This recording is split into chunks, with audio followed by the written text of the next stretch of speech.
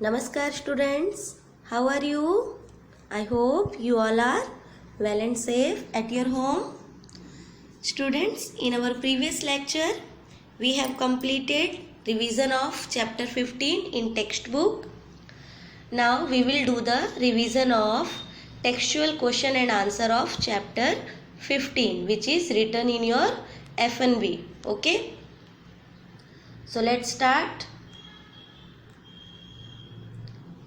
Answer the following question. First question, what is a mineral? So a mineral is a substance that we extract from the earth. Mineral क्या है? एक ऐसा substance है, एक ऐसी चीज़ है जिसे हम अर्थ के अंदर से निकालते हैं. Now the second question, name two metallic and two non-metallic minerals. Okay, so firstly what we have to write? Two metallic minerals names. So two metallic minerals are iron or gold. Iron and gold. You can write any two metallic minerals name. Okay. Now the non-metallic minerals. Two non-metallic minerals are coal and mica. Again here you can write any two metallic minerals name. Now the question number 3. Give one use of each. First is iron. Iron is used for making machines. B is copper. Copper is used for making electrical wires. And C is bauxite. Bauxite means aluminium. Bauxite से हमें क्या मिलता है? Aluminium. We obtained aluminium from bauxite and it is used for making utensils, aeroplanes, etc. Now, question number 4. What do you understand by the term conventional resources? So, answer is conventional resources are, यहाँ पे E लिख लेना बच्चों, are resources which are traditionally used. These are generally non-renewable source of energy. अब conventional resources क्या है? एक ऐसे रिसोर्स हैं जो कि ट्रेडिशनली यूज्ड होते हैं, यानी कि बहुत पहले से हमारे एंसेस्ट्रल के टाइम से हम इन्हें यूज़ करते आ रहे हैं. And these are generally non renewable. और ये साधारणतया कैसे हैं? नॉर्मली ये ऐसे रिसोर्सेज हैं हमारे जो कि दोबारा नहीं बन सकते. Okay, so these are our conventional resources like coal, petroleum, etc.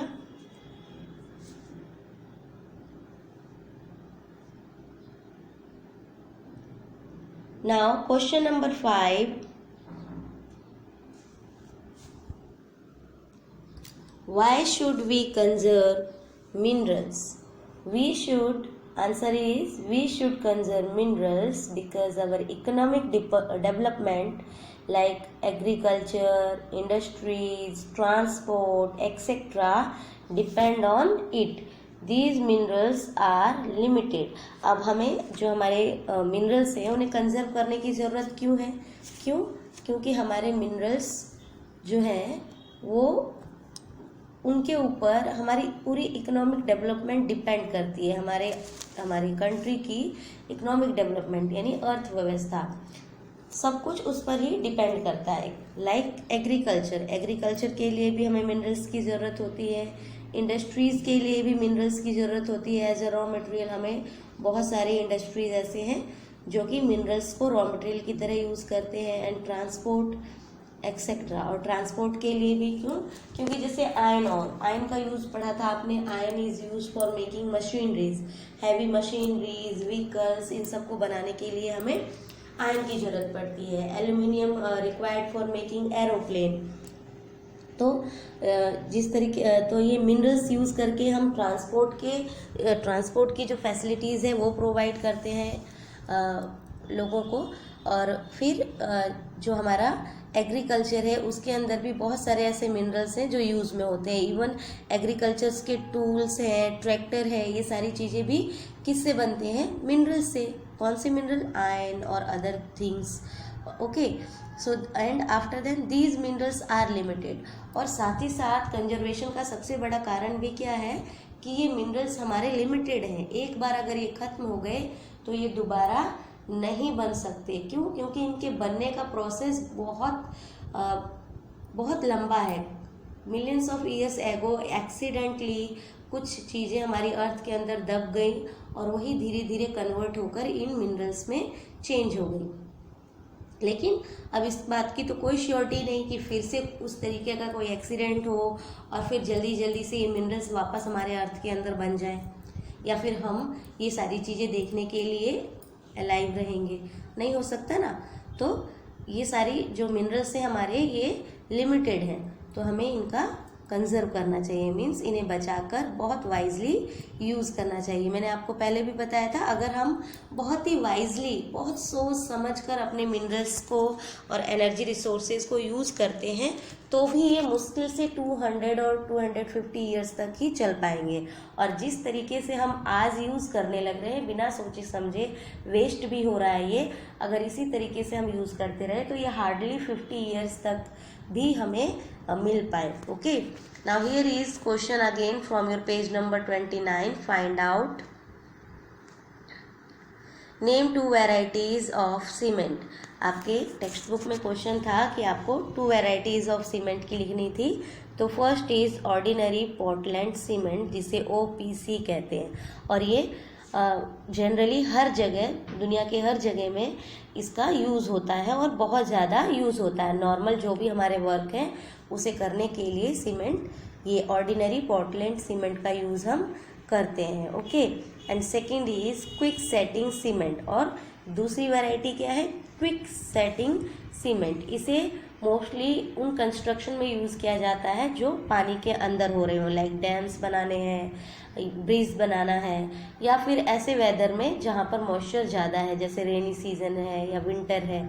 तो ये सीमेंट जो है, इसकी जो स्ट्रॉन्गनेस है वो हमारे OPC की ही तरह होती है, कम या ज़्यादा नहीं। बस फ़र्क क्या है कि इसके अंदर जिप्सम कम यूज़ होता है। जो क्विक सेटिंग सीमेंट है उसमें जिप्सम का कम यूज़ किया जाता है, जिसकी वजह से ये बहुत जल्दी सेट हो जाता है। और जब भी हम ब्रिज या डैम वगैरह बनाते हैं जिसके अंदर पानी के अंदर कंस्ट्रक्शन करने की ज़रूरत होती है, तो क्विक सेटिंग सीमेंट यूज़ किया जाता है, जिससे ये जल्दी से सेट हो जाता है और गीला होकर बिखरता नहीं है। Okay, now page number 92।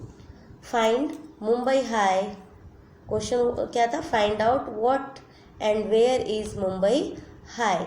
Mumbai High कहाँ, क्या है और कहाँ है? So Mumbai High field is an offshore oil field located in the Arabian Sea।